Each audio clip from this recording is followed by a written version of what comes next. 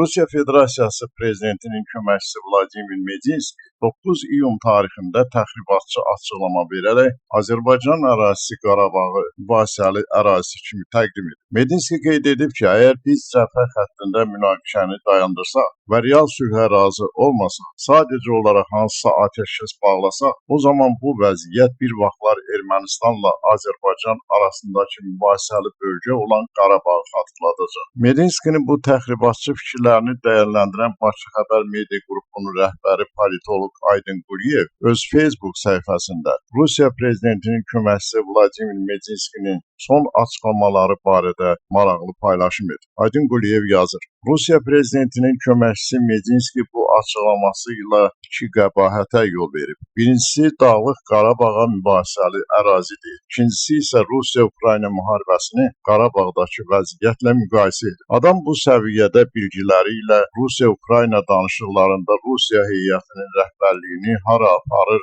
bunu bir Allah bilir. Adam elə bu gündədir ki, Amerika Birləşmiş Ştatları prezidenti Trump açıq-aşkar şəkildə demişdi ki, biz onun Ukrayna danışıqlarında iştirakını istəmirik. İndi isə gələk Qarabağ mövzusuna. Medinski Rusiya-Ukrayna müharibəsinin Qarabağla müqayisəsinin yol verilməz olduğunu ya bilmir, ya da bilmək istəmir. Bu onun öz işidir. Biz isə həqiqəti belə deyirik. Keçmiş Qarabağ münaqişəsi yalnız bir aspektdə Rusiya-Ukrayna müharibəsi ilə müqayisə edilə bilər. O da hər iki halda ortada təcavüz, işğal faktının olması ilə. Bir halda ki, Ermənistan Azərbaycanın ərazilərinə təcavüz edib işğal etmişdi, deməli digər halda da Rusiya Ukraynaya təcavüz və işğal edib. Vəssalam.